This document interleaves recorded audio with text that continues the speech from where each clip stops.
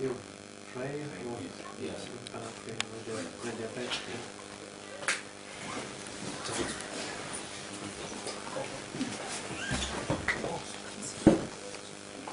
Yeah, that's good.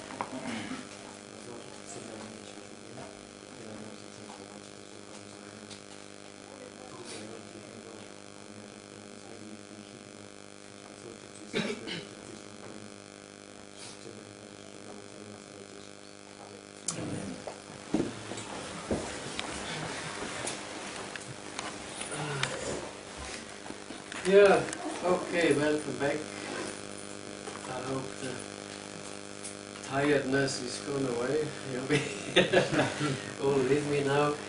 After having talked just about bees and swarms, and by the way, from the terminology, a swarm is just that sort of community of bees controlled by a queen.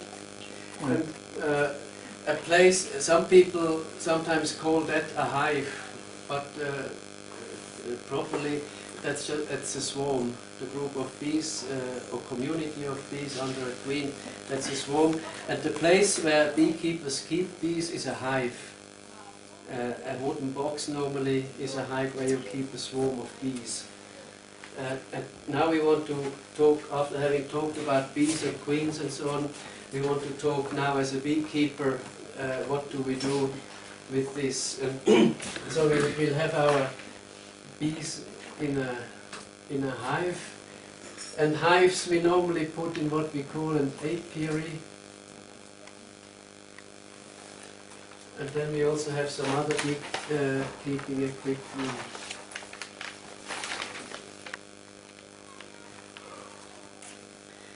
Yeah, talking about the hive. In this natural swarm here you see that the bees, they grow these combs more or less in straight lines.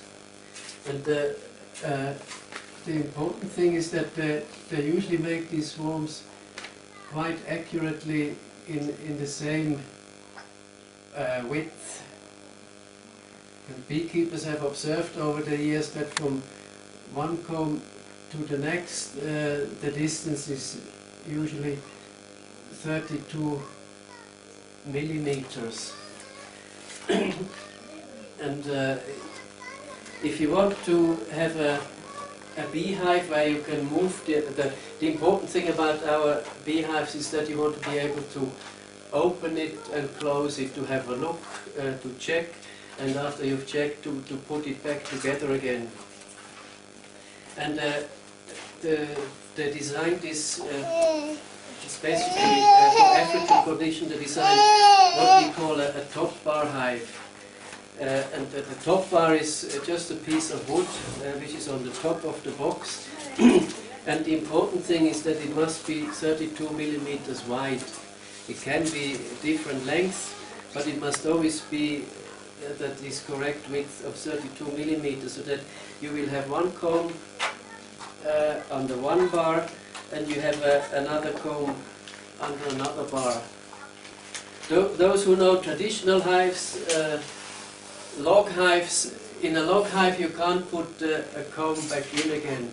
After you've cut the comb, it's very difficult to stick it back in again. If you simply have that round thing, that drum, which you make out of bark or wood. And these modern hives are also called movable comb hives, because you can take the comb out, you can inspect it, you make sure that in brood there is no disease, it's healthy. Or if there is honey being produced, you can check whether it's ready, whether it's the right time to take it. And if it's not ready, you can put it back in again. Come back after a week or two when it should be ready. In the traditional hive, once you've cut that comb and you looked at it, you can't put it back in again. So this one is fully manageable. You can work with your bees and get a very good quality product. With the traditional hive, it is a bit more difficult. I think a very experienced beekeeper over the years, they also learn what happens when. But still, I think this system is quite simple, and it gives you a lot more mobility. It gives you a lot more room to manipulate your bees. Another type of hives, a more sophisticated type of hives, it has frames. The combs are not just hanging, the bees are just building the comb here, and there's nothing but the beeswax and whatever the bees build. You don't add anything to make it stronger or what. But in the other type of hive, it has frames with little wires, and then the bees build their comb in here. And because it is framed and there are wires, these combs are a bit stronger. In town, where we have to move our hives from time to time, these have an advantage because the combs don't break off so easily. If you hit a pothole or if you go over a speed hump, here the comb can break off and fall down. This one will be safe. But these hives, they're a lot more expensive to buy. It has to be seasoned timber, which is machined quite accurately. These frames all must be the same dimension, and the box has to be very accurate. Whereas for a top bar hive, you can use any sort of sawn timber. It doesn't have to be that accurate. Even if it's still a bit wet, if it still bends and buckles a bit, it's not a major problem.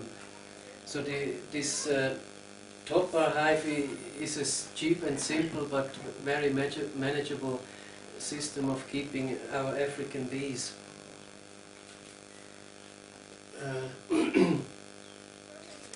And the other thing I want to introduce now is catch box. In our traditional beekeeping, it usually happens up on trees. They put these traditional log hives fairly high up in trees. What could be the reason for doing that? Those big log hives and bark hives, you hardly find them on the ground. They usually put them high up in a tree. It's like flying thieves. Huh? Yeah, thieves, yeah, are one of the problem. And also pests, honey badger. I don't know whether baboons go after your hives. And if they're high up on a tree, a baboon could also climb, but a honey badger shouldn't go up there. And another reason is also that bees like to go into places a bit higher up on a tree. Maybe it's also the experience that it is safer up there, that you're not being bothered. But then if we try to get more people involved, having to climb trees in the middle of the night is hard work. And if we try to get ladies and youngsters involved, we need something simpler. That's why they created these modern hives, the Kenya top bar hive, which we put on ground level, on a simple stand, where you don't need to climb, they're in convenient working height. But the bees, as I said, the bees prefer to go into places higher up in a tree. And this is where the catch box comes in. We can hang up our catch box in the tree here. It is not too big, it is not too heavy, it's not too difficult to take it up in the tree and then wait for bees to go in. And once the bees are in, then you can take it down and transfer your bees into the hive, where they will be working and producing honey for you. And very often beekeepers who come from overseas, they don't know catch boxes. As I said, they buy them on the internet and they come by mail. They don't have this system of catching wild swarms. So if we get beekeeping specialists from overseas who want to teach us beekeeping, they don't know about this catch box. And in Zimbabwe, if you look back over the years and when you talk to people of the Ministry of Agriculture, they tell you there have been a lot of projects distributing hives, distributing protective clothing, training beekeepers, but a big problem is that many of those boxes nowadays, they don't have bees in them. They didn't teach the beekeepers how to get bees into those boxes. And I think again the problem is that they only gave them hives, they didn't give them catch boxes as well. And if I train beekeepers, I always want to start with this. like the saying, you give a man a fish, he will eat for the day.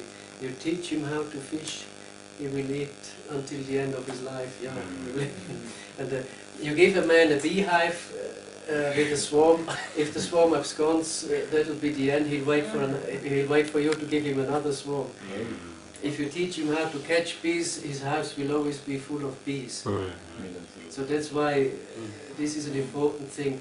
Even us experienced, long-time commercial beekeepers, in every place where we keep bees, we hang up catch boxes, because the bees have a tendency of absconding from time to time. Whether they get a disease, or sometimes ants get into the hive, a swarm absconds. If you already have a swarm in a catch box, you put it in immediately and your hive continues producing. So for a new beekeeper, they help you getting your first swarms, and an established beekeeper, you always have bees on standby if anything goes wrong, or if you want to expand, if you want to buy new hives, you take your catch boxes and immediately fill your new hives. So these things, they're often neglected, but very important for successful beekeeping.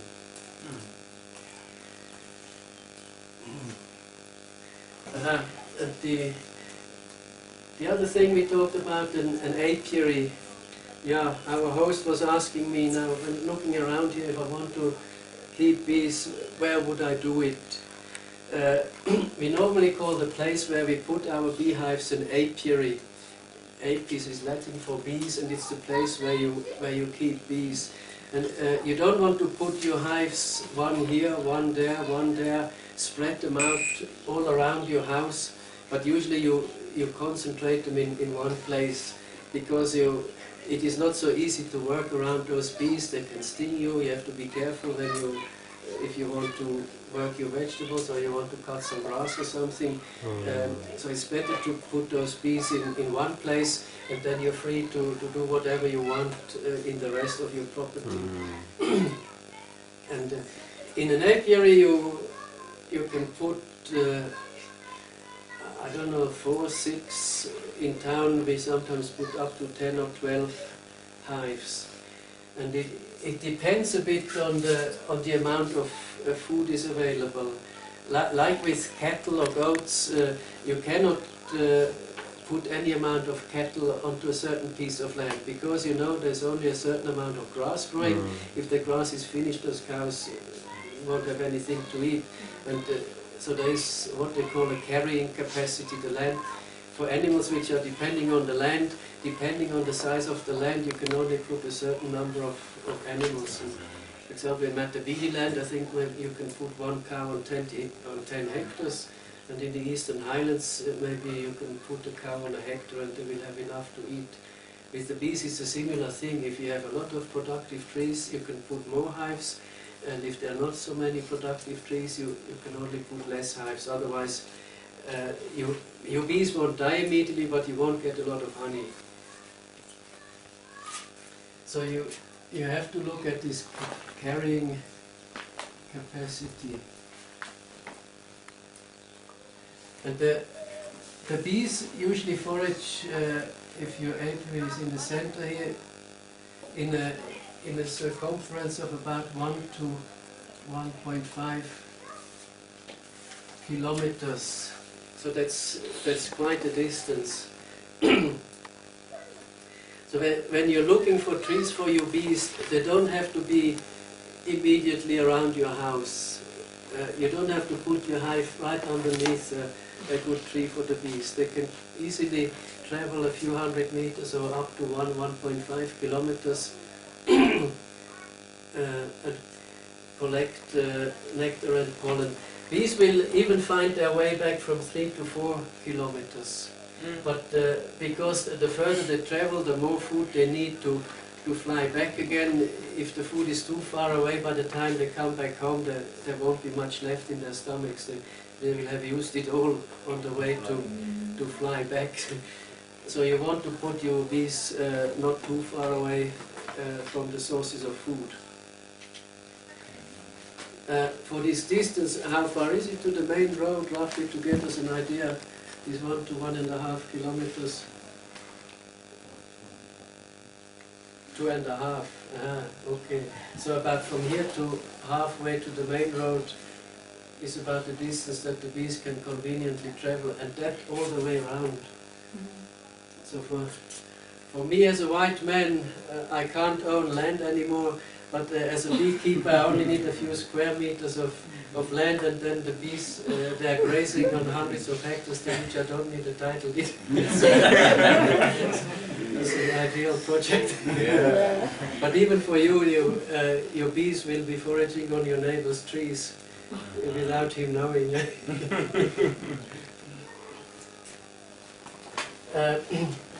And also then, when trying to find a good place for the bees, we usually want some shade. You don't want to put your bees out into the hot sun, because I told you the brood, it should always be about body temperature. So the bees, if it is too hot or too cold, the bees have a big job to try and adjust the temperature, either to heat or to cool down the hive, and the energy that they need for that you will lose in terms of honey. So it's good to put them under a tree where they get a bit of sun in the morning or in the afternoon, but during the hot time of the year they are shaded. I mean, you can also put artificial shade. You can make like a little grass thatch cover over the hives if the shade is a problem. For example, for some people, they're putting beehives around their gardens to keep elephants out, and if there are no trees around that fence, then they make out of sticks and grass, they make a shade cover to cool those hives down. And also here, if you feel if your bees are too hot, you can make a grass roof to cover them. There shouldn't be too much wind. Cold wind can be a problem. In winter it will cool the hives down, and the bees will have to eat a lot of honey to maintain the temperature.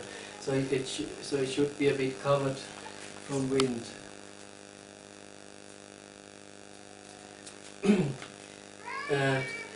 It should be secure. Here in the rural areas, theft can be a problem. That's why the traditional beekeepers like to put their hives high up. If you have your hives on the ground, you want to keep them not too far from the house, so that you can keep an eye on them. If you see anything that you know it immediately if something is happening, and you can follow up. I think I should imagine if you put your hives too far out, you may be in trouble. Somebody else may be taking the honey which your bees are producing. And I don't know, you also want to keep your bees away from places where you work. If you have a vegetable garden or any place where you frequently go and do some work, you don't want to put your bees too close, so that they will disturb you, or you will disturb them when you go and work there. And we were thinking that around here in this type of environment, rocky places which you can't use for gardening or anything, can be a good way of making use of the land. So if you have a rocky place which isn't too steep, where you can walk, where there are some level places, and where you have some trees, where there are a few trees growing to get a bit of shade, and also maybe if it is rocks which are a bit covered, so that there is no wind blasting through the whole time, that could be a very nice place to put your beehives. Not too far from the house, a place which you can see every morning, but the hive still there, yes. Just to keep an eye on from a distance. Yeah. Any questions, observations? So we all waiting for lunch. Yes. So when the bees get into the cash box, should they immediately start making honey on those top parts?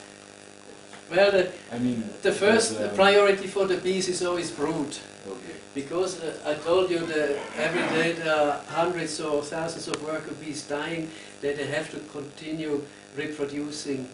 And you will find if a reproductive swarm moves, they usually drink honey. They fill their stomachs with honey so that in the new place they have something to get started. They will use that honey to start building comb, and the queen will immediately start laying eggs. If a new swarm goes into the box, after a day you find small combs, 2, 3 small combs. And if there's plenty of food, after a week, 2, 3 combs will be big. It's really amazing how fast, if the food is there, how fast the bees will build. So when is the ideal time to transfer your bees from the catchpot to the hive? Yeah, that's a very good question, because you don't want to do it too early. If you move them too soon, before they've built good strong combs, they may not like your hive and fly away, because there's not much there which they have invested. They may just fly away and look for a better place. But if you wait maybe about a week until they've built at least 2 or 3 good combs, and there's sealed brood in there, and then you move them with the bees into the hive, then there's a good chance that they remain. And you don't want to wait until the box is chock-a-block full, and then usually you find in the evening, you find bees, it's got a beard of bees here, because it's hot, the heat from the day does not allow the bees to go in. They would overheat and overpopulate the place. Then you definitely know, hey, this thing is overfull, I have to move the bees into a bigger box now. And moving them will be quite easy, because you see these bars are the same length. They are the same length. We use the same bars, so you leave them in here until they have started building their combs, and then you can move the very same bars gently into the hive here, and then they continue building further, and you can put the box up again to catch another swarm. So do you necessarily need to have all bars with a comb to move them, or you can move 2 bars and then have another hive move? Well, you don't have to have all the bars with combs. I said at least 2 or 3 big combs you should have, and you move all the bars, because the bees already know that their smell is on those bars.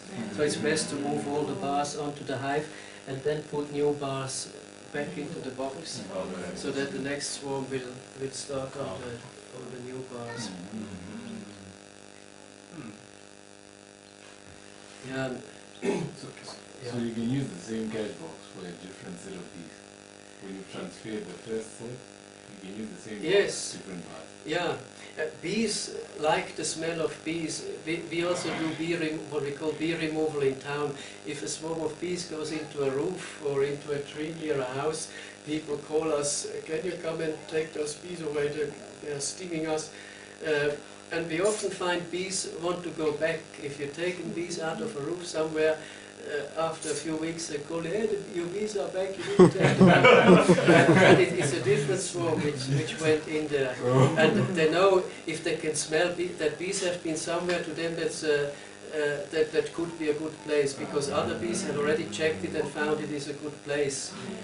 So usually in a new box it's more difficult to catch bees than in an old box. A box which had bees in it before works very well, because bees will know, this is a box for bees, let's go in. The hive you will get another 5 to come back into your catch box.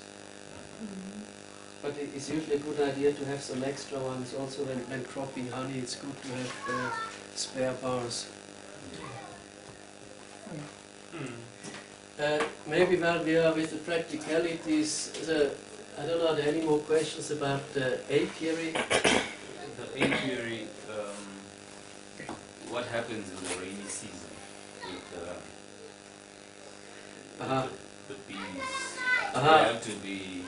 Yeah, there should be a waterproof cover on top. Yeah, metal or asbestos, any sort of roofing material. sometimes some people make a nice metal cover with a frame, but any roofing material which keeps the rain away is good. Yeah. Even shade cloth. Yes, shade cloth. Well, or maybe a plastic sheet. You can make a frame with sticks and put some plastic over it. If you get some old plastic from a plastic house, you can use that. Or if you get some metal sheet offcut somewhere, you can use that. Yeah, here in the rainy season, you need to cover it. Then your boxes last much longer, and the bees don't get disturbed by the rain coming in. But also you have to put your hive on a stand for one for you, so that they're on a convenient height, so that you don't have to go down on the ground or work too high. The hive top should be about an easy height where you can work, and also to keep pests away. One of the problems that we are facing are ants. Sugar ants, they also like that honey. They're trying to get into that beehive. So one of our major problems is how to keep ants away from our beehive. Very often if a swarm disappears, flies away, we find ants have gone in, and they became too many for the bees, and the bees decided to fly away. So if you have a stand with legs, you can put oil on those legs, you can put grease on those legs. Or what we are trying at the moment is a mixture of sugar and borax. Boracic acid is a sort of household insecticide, and we put little containers with sugar syrup and borax, and that seems to kill the ants. They take it into their nest, and it kills all the ants. Otherwise, sometimes in the past I also used insecticide to drench the ground around, but on the surface that chemical breaks down fairly quickly, and then the ants can move again. It sounds ridiculous, but ants are our biggest problem.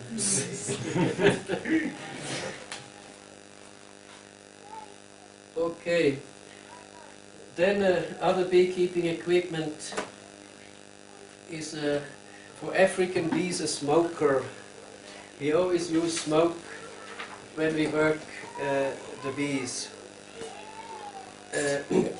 It's not sort of to knock the bees out, or I don't know, kill the bees, but smoke to the bees is a warning signal. If there is smoke, there might be a fire somewhere. So the bees, they have this natural instinct. If there is smoke, they go and engorge themselves with honey. They go and drink honey, because if the fire comes and they have to fly away, at least if they have their stomach full of honey, they can start in a new place. And when the bees are full of honey, they are more docile, they are a bit calmer, they are less likely to sting. So beekeepers have observed over time, if you don't have to, I don't know, smoke the thing out completely, but just a few puffs of smoke, and once you start taking the combs out, you see all the bees there in those combs busy drinking honey. And the reaction is really there, it works.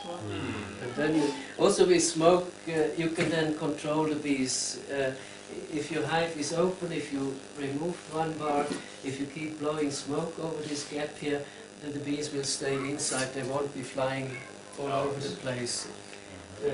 Or if you want to put the bar back in, you don't want to squash bees here, so you can blow a bit of smoke here, blow a bit of smoke here, and then put the bar back in without squashing bees.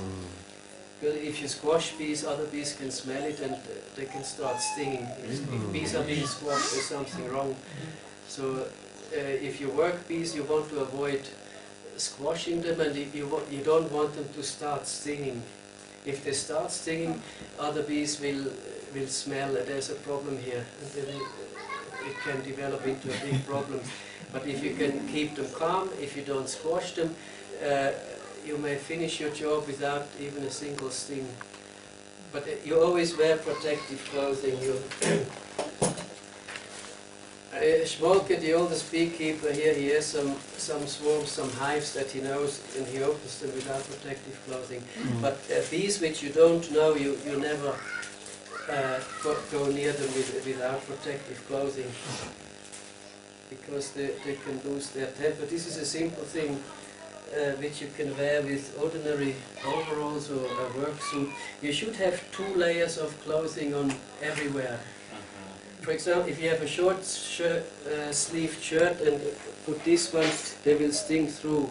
So you must have a long sleeve underneath and then this long sleeve over the top. Even in November when it's hot, I can't wear shorts. I have to have a pair of long trousers underneath the work suit trousers, because otherwise near the gumboots they will sting you when it comes near your skin. So we wear a work suit or an overall like this over the top, and you wear a hat or a helmet so that this thing is not touching your ears or your nose. Because if it is touching your skin, the bees will feel it and they will sting. And then we wear gumboots. Sorry? You wear the hat inside. Yes, yeah. Any broad-brimmed grass hat or something to keep it away from your head. Like if you're a Rasta man, you already have a natural protection. When we in a training center we had a guy with a very big Rasta and this thing was right up to his nose because his hair at the back was holding it. And then we wear these PVC or rubber gloves over the top, and that's basically your protective clothing, and usually the bees don't come in. And it's important that you feel comfortable, that you trust your bee suit. If you're always nervous and afraid, usually something will happen. But if you're calm and collected and controlled, it will look easy and without any major incident. But that will come with experience. And it's always good, especially when you're learning, when you're not so experienced, it's always good to work in twos, not to work on your own, but 2 people working together, especially if you have an experienced beekeeper. If you can work together, they can always teach you. And if you're together, one can always smoke, and the other one can move things and do the work. And if ever there is a problem, if a bee gets inside a suit, one can go and sort himself out while the other one continues controlling those bees. If you have a hive open and you have to run away, that thing may go out of control. So it's good to have somebody who can take care while you sort yourself out. By the way, we put this special stuff, you know what this is? Yes. Cow dung. We use pine needles to light the smoker, they're easier to light, and then we put small pieces of cow dung, they last longer than the pine needles. Kelvin can light it later on, and then you will see how it works. This thing is also very important compared to traditional beekeeping. You will find that some of the honey you buy from traditional beekeepers, it always often has this smoky flavor. It's because, I don't know, that they just use grass or sticks to make smoke, and very often ashes fall into the honey. They use that thing to brush the bees away. And if you have a smoker where you can control the smoke and direct the smoke, your honey will not have any taste of smoke. And also if you have protective clothing and if you have a bee brush, I think these are important things. If you have protective clothing, you don't need a huge bloody fire just to stop the bees from stinging you. Guys who go in without protective clothing, sometimes they burn tires or I don't know what, just so that those bees won't leave them alone. Yeah. What's the bee brush for?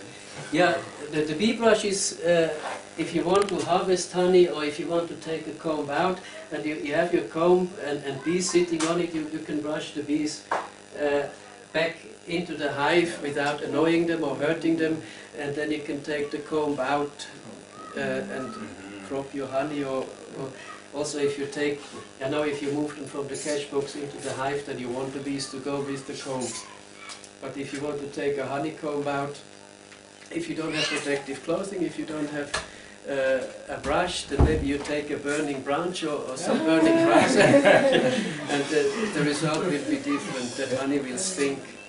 But if you have a suit and you have a bee brush and you have a smoker, you will come out with honey in perfect condition, nice and sweet.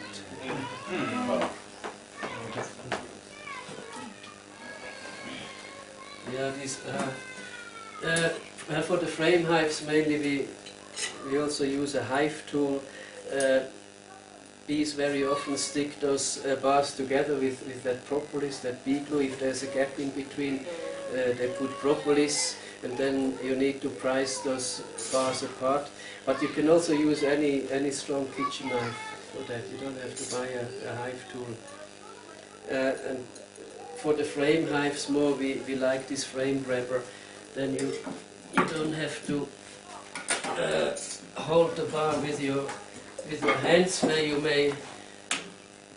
you may squash some bees. You simply hold it with this thing, and you can easily hold it, and you can tap the bees off and brush them off, and then put it back in again.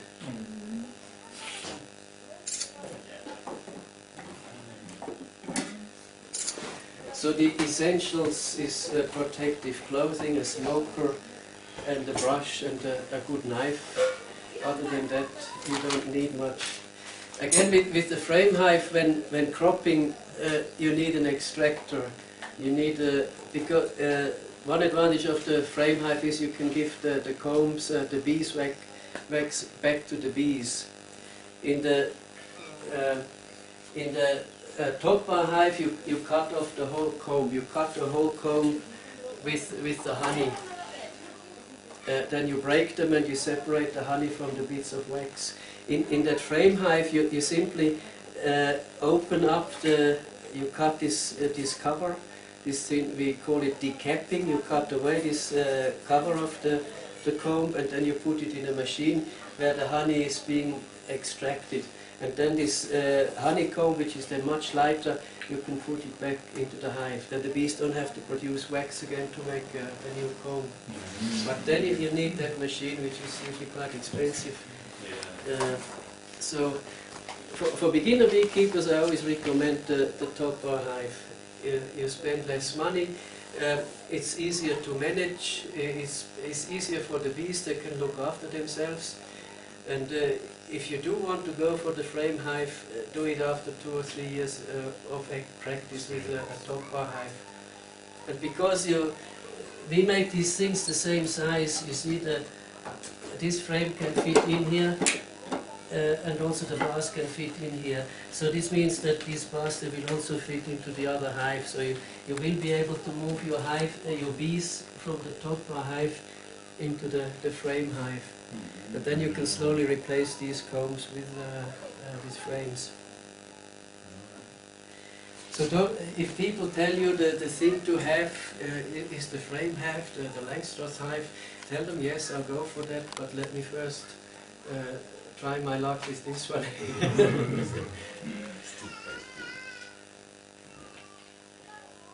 Yeah.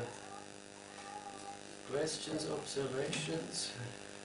So after harvesting your honey, you can then take that wax from the comb and produce this wax. Yes, yeah. Then the final product will be a wax cake or a candle. The wax you can sell. You can sell it to me. I buy it and then I make this wax foundation. We have some machines to roll these wax sheets. So for that I need wax. Some beekeepers, they give me the wax and then I exchange it with wax sheets. Or other beekeepers who don't need wax sheet, they sell it for, I don't know, $8 a kilo. Or you make your own candles, or your own creams and things. People now say that the cream made from beeswax is much better for your skin than the petroleum jelly. Especially when your skin is getting older. If you use petroleum jelly, the skin becomes weak and wrinkly. If you use beeswax and good oil, it keeps the skin moist and young. You will remain more sellable. So when you are harvesting your honey, you take out that bar. Are you going to leave that space open when you take out the bar? No.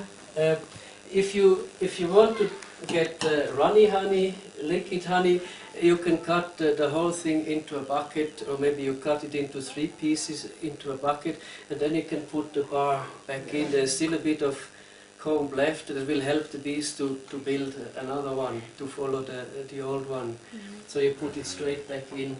If you want to make honey, if you want to sell your honey like this, and if your combs are nice and straight and light colored, then all you need is a little knife to cut them into these pieces, put them in a punnet, and people really like this honey. This is the real thing. Nobody is going to put sugar in here. Then you need some extra bars. Then you need an extra box. You take this out, you brush it, you put your honeycomb into your harvesting box, and then you have to have a spare comb to replace it. If you want to harvest 10 bars, then you need to prepare 10 bars to put back on the hive. Yeah, that's very good. You need to be forward-looking. And when working bees, you always have to think and plan. Because once you've opened that hive, oh, I forgot something, you don't want to run back to the house. So you have to think exactly, what do I want to do, what tools do I need, what other things do I need, get everything ready, light your smoker, and then you open the hive. So in other words, you have to make provision for any emergency beforehand. Yeah, that's a good idea.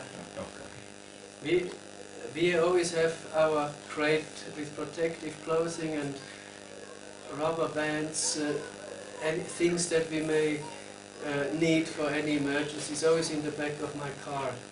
So if we do the normal thing, we have usually everything there that we need. If there's any problem that we didn't anticipate, usually we have something in our crate to sort it out.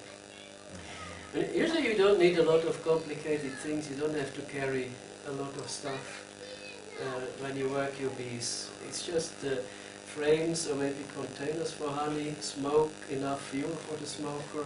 Your protective clothing must be intact, not with holes, and reasonably clean.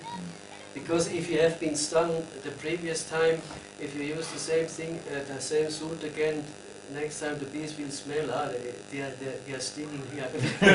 They continue. Wow. So it's good to keep the suit clean. Yes, yeah. Like after using it, you can wash it.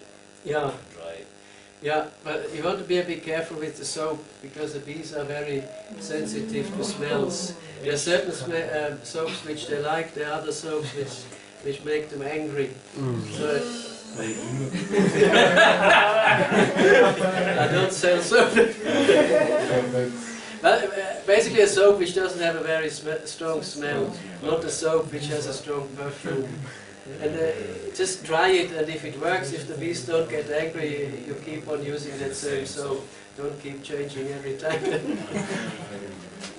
Also with your deodorants and your personal hygiene, don't prepare yourself like you're going to the disco when you want to work your beehives. Yeah. You wanted to ask them? I also wanted to ask, estimate of how much honey you can get from a top hive that size.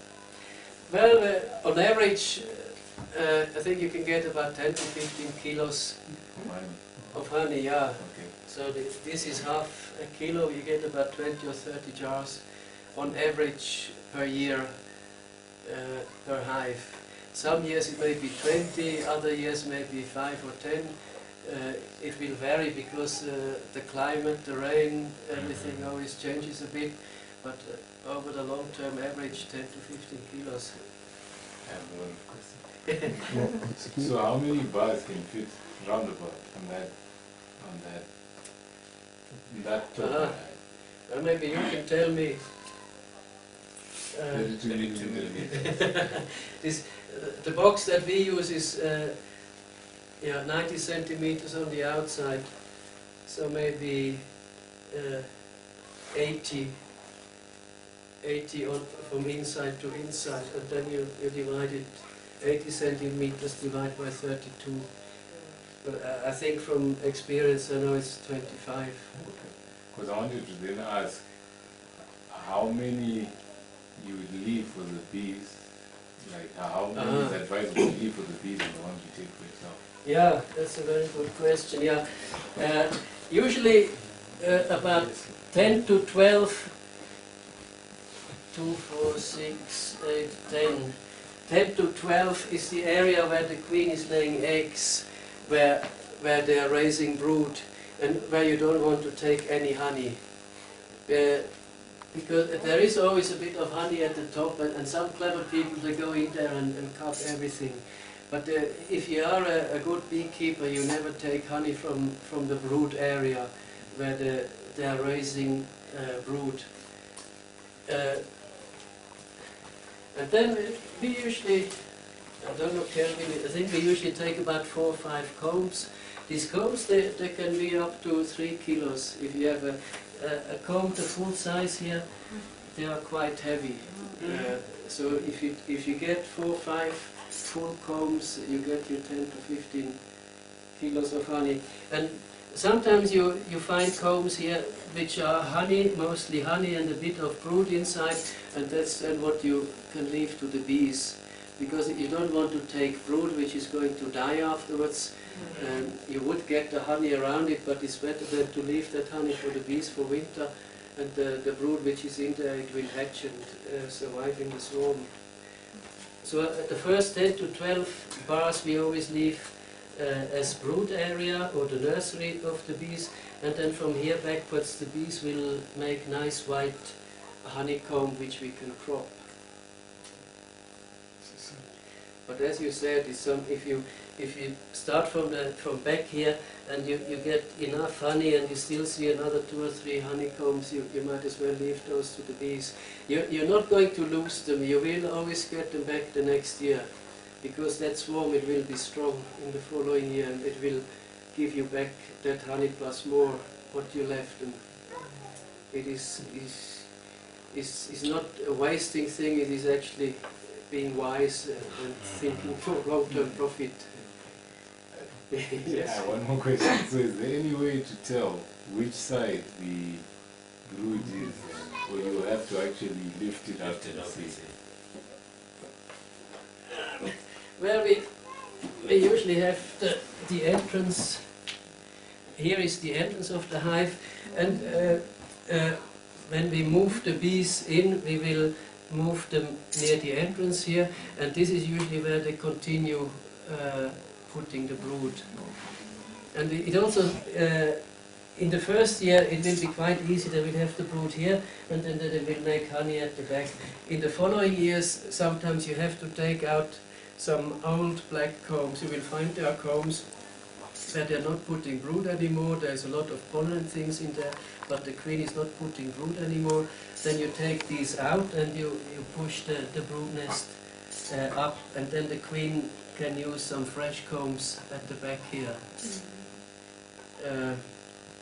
Sometimes the queen likes to go further back and put more and more brood, and then you also have to take out more combs in front, and this is called managing the brood area, not to let it go too big. Because we only want white honeycombs. Once there has been brood in a comb, it becomes dark, it becomes black. And the honey out of a brood comb is not the same like you get out of a nice white honeycomb. In Europe they don't consider it honey at all. What is coming out of a brood comb, by definition it's not honey.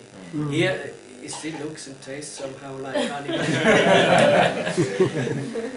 But still, if you want to produce quality honey, maybe you can use that honey for yourself in your own house, but don't put it in a bottle and try to sell it.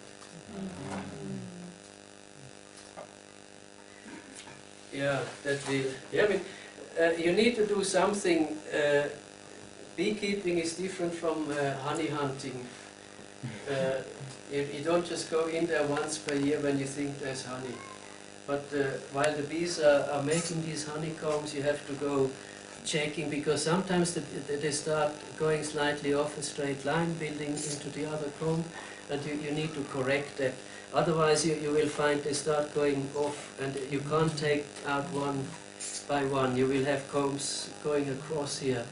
So from at this time of the year up to honey cropping, you need to go in, check the hive 2-3 times to make sure everything is going right, that they're building straight combs, and then you will be sure at the end it will be easy to harvest the honey, and you will have nice straight combs which would be easy to sell as comb honey in a punnet. Yeah, yes, please. Can you mix the combs which you take from different cake boxes into one hive? Yes, you can. You want to be a bit careful, because bees from different swarms, they can smell that they come from different, it's like mixing different tribes or families of people.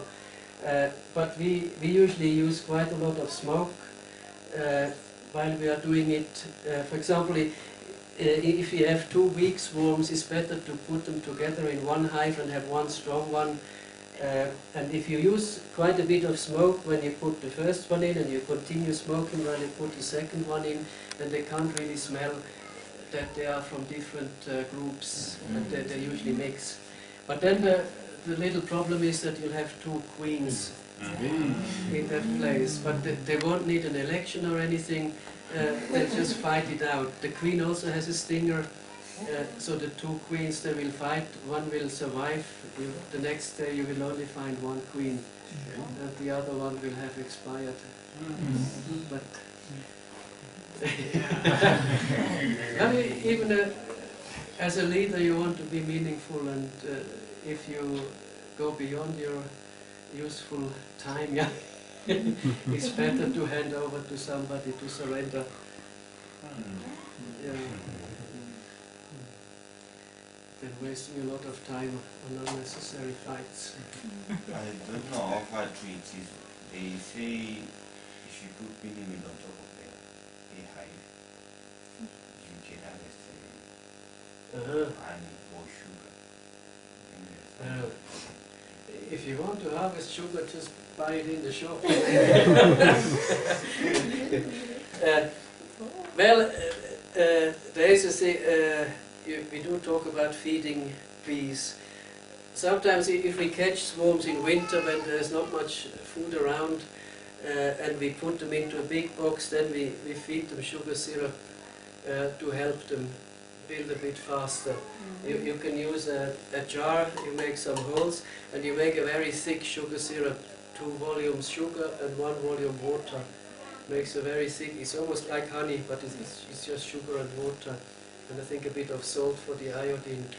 And you have the holes, and then you can put it upside down on some bars, and then the bees will come and drink that sugar and use it. But that is only while they are establishing the brood nest. Once they start making honey, we don't feed sugar syrup anymore. Otherwise you won't have honey, you will have sugar syrup. And what's it, suds, mealie, it could be a pollen substitute. Sometimes you find that at the Chigayo, where the air with dust is coming out, there are bees collecting that dust. And I think they're collecting it instead of pollen, that dust which they collect from the flowers. But that roller meal, it is not the same like pollen. Like I said, pollen is the oldest superfood, loaded with proteins and vitamins. And roller meal is just starch. So it may fill the bee's stomach, but it won't have the same nutritive value. Yeah. Yeah, some beekeepers told you that if you put a bit of roller meal in the hive. Well, maybe in an area where there is a shortage of pollen, you can try to feed something, but sometimes you read in books, sometimes they also add yeast to the roller meal. Yeast has proteins, and you use soya flour, not maize flour. So you use things which are a bit more nutritive than roller meal. I'm glad you had that nutrition training earlier, so you can appreciate what's happening in here. So how would you then give the bees the soy flour, etc.? Well, well, you can just put a dish either on top or inside where it is lying open. They must not get any moisture on it. It should be dry, but otherwise they can just pick it up. Or what they sometimes also do, they mix that sugar syrup and the pollen and make like a dough or a patty, which the bees then eat. Yeah. Yeah. Yeah, feeding is not the most important thing, and it may help you sometimes during difficult times of the year to establish your swarms a bit quicker. But if other people hear about it, they may wonder about what is in your bottles. You're talking too much about feeding sugar syrup. I mean, it will still be a bit different from straight sugar syrup because the bees drink it and put it in their honey stomach, and in that honey stomach there is some fermentation taking place, and they extract water in the honey stomach and then they regurgitate it again, and they do that several times. They put the nectar into the comb, then they drink it, put it in the honey stomach, extract water, ferment it further, and then they put it back into the hive. And after having done that several times, when they see the honey is now thick enough, then they seal it and they know it's finished. Okay. Yeah. So even if you feed with sugar syrup, it will be a bit different from just the ordinary cooked stuff. But still, if you want to get a reputation for good quality honey, stay away from too much feeding.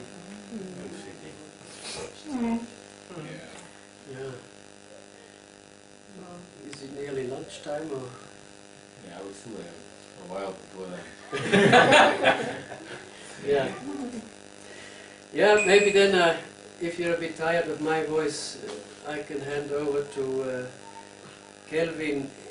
He was going to show you how to prepare a catch box if you don't have an old catch box, if you have a new catch box, how you can prepare it so that it's going to catch bees for you. He can explain it first, and then we can also do it practically.